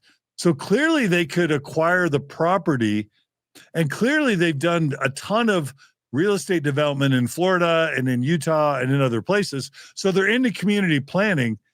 Like one question that came to my mind is, why doesn't the Mormon Church now use its money and land and power to try to build one of these 49 block, 20.5 acre lot, 24 temple, 15 to 20,000 people communities that Joseph envisioned? It'd be a way for them to fulfill Joseph's prophecy. Well, there's one big problem for this. This is Okay. supposed to be an independence. So I bet. I mean, the church just bought from the community of Christ pretty much all the sacred relics and property. Like, it seems like they could find a way to pull that off. If they could buy the Kirtland Temple from Community of Christ, maybe they could acquire that land. well, we'll see. I mean, the temple lot maybe, but a square mile of independence, that would be a heavy lift, even You think? even for your brethren. Why? What? Wait. A square mile? How much? The church doesn't it own thousands and tens and 20,000s of acres and of cattle land in Florida? Why would that be so hard? Well, I mean, it's one thing. I mean, I don't know. Maybe it is more feasible than I'm suggesting, but it's one thing to buy a cattle ranch or, an orange grove. I mean, independence is not the frontier anymore. So there's a lot of stuff there in that square mile. And I don't just mean the temple lot or the Community of Christ temple. There's a lot of property. There's a lot of buildings. I'm not saying the church wouldn't have the resources for that value, but I just think that actually would be hard to pull off. All right. Don't get too excited, John Dehlin. That's what I'm saying. Hey, I've got the spirit of Joseph in me. I think it's a pretty cool vision. Yeah, I might want to move into a community like that. I think the property values would be pretty high, honestly. Whenever a temple goes up, property values go up. Imagine what the property value is with 24 temples surrounding you. Yeah, that is true. But I guess if they're going to do that, they'd better do it in Utah rather than in Independence, because you at least need a concentration of church members to be coming to all those temples. All right. Well, we'll have to leave that for now. But it's still, I'm going to give it to Joseph Smith. It's a pretty cool vision. He gets a 10 for visionary from me. Okay. You're giving him an A, right? I'm giving him an A. It's not a backhanded compliment. Okay. He is a A+ visionary. Fair? No, I think it's totally fair. It's always, I mean, his ideas are always audacious. They're always far beyond the current capabilities of his people. They're very aspirational. I think that's actually probably a good way of understanding them. They are designed to, in part at least, to motivate and galvanize his people and his movement. Amen. All right. Well, John Turner, it's time for us to call or not call an audible. There's a whole nother section of your chapter for me that's probably longer than what we've talked before. It's basically all about the antagonism and antipathy and persecution, the anti-Mormon persecution, both in Kirtland and in Missouri. And because we're an hour and 52 minutes in, I could go another 2, but I don't know that I want to do a 4-hour episode. And I'm starting to think that what we've covered merits its own episode, and also that the persecution in Kirtland and Missouri might warrant its own episode. But what that means is, for the first time in this series, we're going to make 2 episodes out of a single chapter. Tell me, I'm kind of asking you on the spot to call an audible. What do you say we wrap up this episode so that it's not 4 hours, and then break this chapter up into 2 episodes? Because now we're funded through at least, I think, 40 episodes. So that gives us the liberty of not having to necessarily do 1 episode per chapter. Tell me what you think. I'm down with that. That sounds totally good. Okay. All right. So it's settled. So you don't stop donating, because we just made the decision that we're going to do more. If you love these episodes, we're going to do more episodes than 32. So there you have it. Today we have covered the first half, or maybe the first third, of chapter 13, Zion is Fled, 1833 and 1834.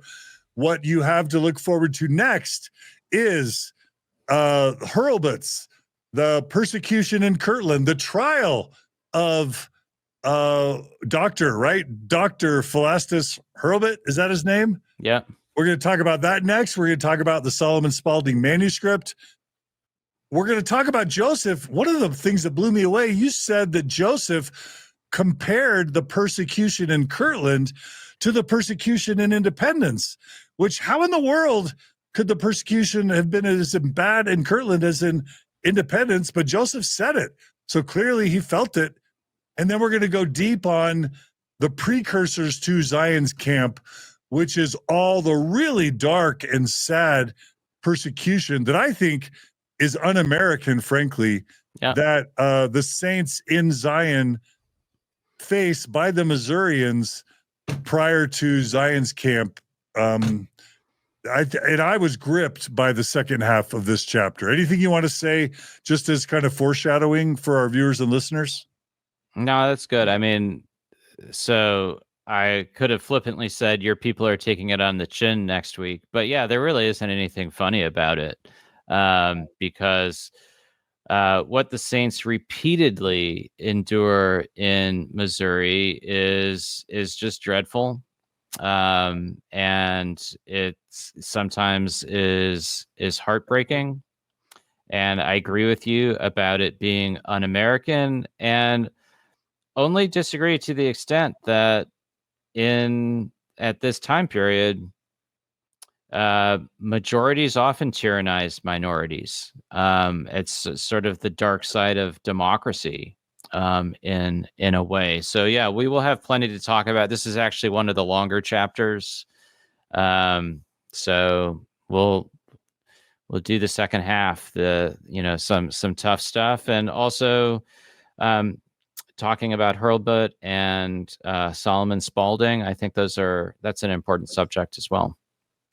I'll just say Julia did her quick analysis. I think she found one chapel per 2.5 square miles. Maybe that's for all of Utah. I went ahead and asked ChatGPT to do the same thing. It found 3.92 estimated chapels per square mile in Orem, Utah. Bountiful had 2.73. South Jordan had 1.85.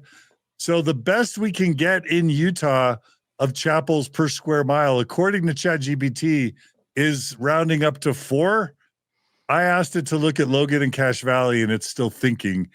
But I guess I'm going to say that just, again, Joseph is ambitious because he wants more temples per square mile in Independence or Zion than there are chapels. No, let me say that differently. He wants 10 times the number of temples per square mile as there are chapels in Utah per square mile in 2025. Yeah. Fun stuff.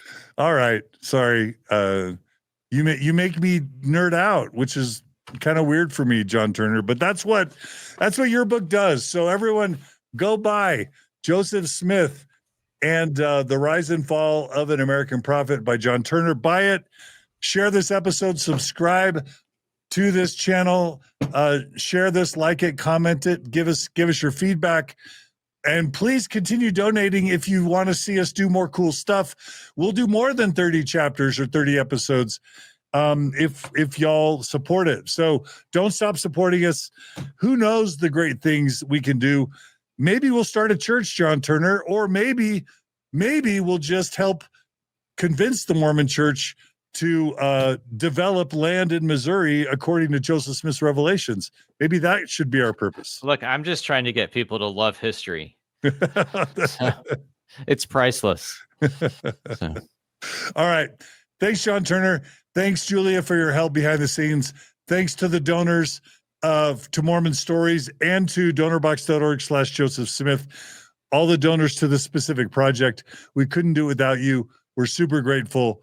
Thanks for tuning in today.